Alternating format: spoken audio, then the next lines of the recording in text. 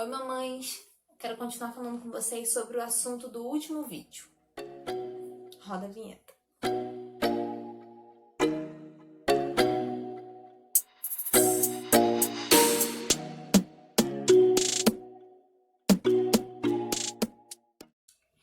Então, eu quero fechar com vocês esse assunto. Demorei um pouco mais do que eu gostaria, mas vocês que são mães sabem o quanto a gente não controla a rotina da nossa casa todos os dias, né? E aí demorei um pouco mais, mas vamos lá.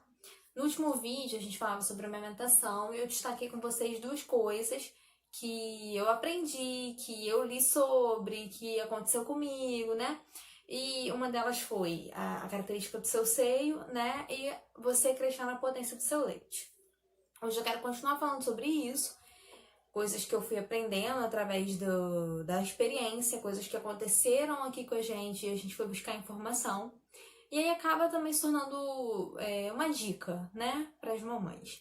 Bom, primeira coisa que eu queria falar chegou um período da amamentação que a Bela ficava muito incomodada, enquanto estava mamando, se mexendo bastante, muito agitada.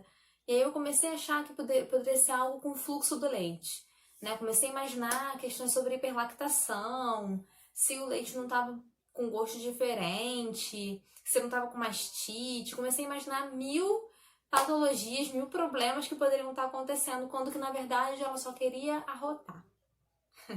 Foi só levantar ela não demorou muito, arrotou e voltou a mamar tranquilamente. E isso aconteceu outras vezes também, por isso que eu consegui confirmar que era necessidade de arrotar mesmo.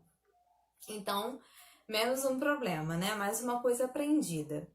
Outra coisa que a gente aprendeu aqui, que era muito importante, é massagear o seio antes de amamentar, né? Principalmente quando o seio estava mais cheio. E aí eu aprendi isso com a consultoria e de fato era algo que eu precisava fazer todas as vezes antes de dar a mamar. Tinha que começar fazendo a massagem do bico para fora, né, na mama, que você vai tipo que desatando os nós, né? Você vai tipo que massageando aquele nozinho, aquele nódulozinho que vai se formando e vai ajudando na amamentação, né? Ajuda para deixar o mamilo mais flexível, para o bebê poder abocanhar. Então é uma dica boa, né? E que também ajuda bastante. Algo que a gente também, eu aprendi também e era importante. Eu tô com uma colinha aqui para não me perder e não ficar muito grande, tá? A próxima coisa que eu também percebi e que serve de dica, de experiência, de aprendizado é o seguinte. Provavelmente, quando o bebê estiver chegando perto dos 3 meses, mas isso pode acontecer antes, tá? Porque nada nisso é uma regra, né? Não existe um padrão. Nós somos mulheres diferentes, bebês diferentes, organismos diferentes. Mas o que vai começar a acontecer é que a sua produção vai começar a estabilizar. O que significa isso? Você não vai mais viver com o seio cheio, né? Pingando leite pela casa, porque ele vai começar a se adequar à demanda do bebê. Então você vai começar a perceber que seu seio vai começar a ficar mais vazio, mais maleável. Isso não significa que a sua produção está parando. Isso não significa que você está ficando sem leite. Não cai nessa neurose, sabe? A gente logo imagina isso, porque a gente está acostumado com o peito cheio. Não. O peito, vocês já devem ter visto isso em alguns lugares. O peito ele não é um local para o leite ficar armazenado, né? O peito não é o estoque. O peito, na verdade, é o produtor, né? Ele vai produzir leite conforme a demanda do bebê. Então, quando o bebê começa a estimular, a produção se reinicia. Né? Se reinicia não, a produção começa, porque ela não para. Mas é conforme a demanda do bebê mesmo. Então, fica calma. Se isso começar a acontecer com você, é porque está estabilizando. Isso é bom. Né? Outra coisa que a gente também aprendeu é que desde o início eu queria, sabe, livre demanda. Porque é legal você falar, né? Ah, meu bebê é aleitamento exclusivo, livre demanda. Tá, mas o que significa livre demanda? Livre demanda significa não relógio, sabe? Você não controla o relógio, você não fica, né? É óbvio que você não vai deixar um bebê recém-nascido passar de 3 horas sem mamar. Não. Vamos ter também um equilíbrio. Mas livre demanda é livre, sabe? O acesso do bebê ao peito é livre. Não tem aquilo, ué, mas não tá na hora de mamar. Ué, mas você acabou de mamar. Não tem isso, sabe? É acesso livre. Até porque também passa pelo processo, pela questão da livre demanda, passa o entendimento de que o peito, ele não é só alimento, né? Ele é aconchego, ele é afeto, ele é carinho, ele é segurança pro bebê. Então, a livre demanda é isso, é você esquecer o relógio, né? Esquecer, inclusive, quanto tempo será que ele tá mamando? Porque, gente, isso também é algo variável, né? Vão ter dias que o bebê vai mamar em 10 minutos, vão ter dias que o bebê vai demorar 30 minutos, né? E isso vai mudando.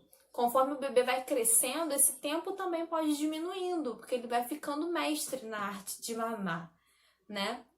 Então esse tempo também vai diminuindo. E se a gente coloca na nossa cabeça que ele tem que mamar 30 minutos e ele mamou 15, tá com fome, não tem alguma coisa errada, né? Então calma, não é bem assim. Outra coisa também que é importante é, será que o bebê tá mamando o suficiente? Cara, o pediatra é o teu aliado nisso. Ele vai estar verificando todas as suas consultas o ganho de peso do bebê. E existe um padrão ali de gramas que ele precisa ganhar por dia. Então, se não estiver dentro do padrão, o pediatra, óbvio, vai te orientar, né? Então, fica calma. Se o seu bebê tá ganhando peso, tá trocando fralda, né? O xixi é um termômetro pra gente saber se o bebê tá sendo bem amamentado, tá bem alimentado ou não.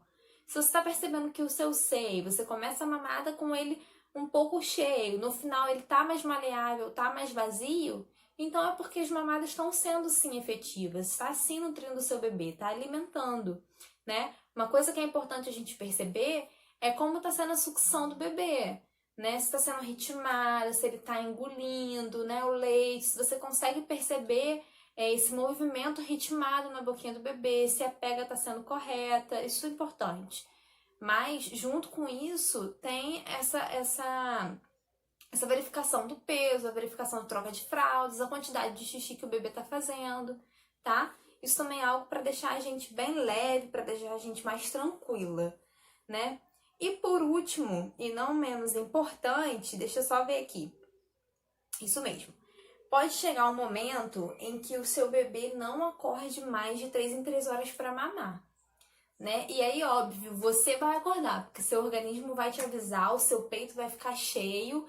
Ué, o que tá acontecendo? Isso, ontem, esse horário, a gente estaria na ativa, amamentando. Por que até agora nada? Você vai acordar, nas primeiras noites você vai acordar, mas não precisa acordar o bebê, a menos que seja uma orientação do pediatra, né? Se não for, se tiver tudo ok, é porque de fato o bebê ele vai começar a adquirir essa capacidade de ficar mais tempo sem mamar, principalmente de madrugada.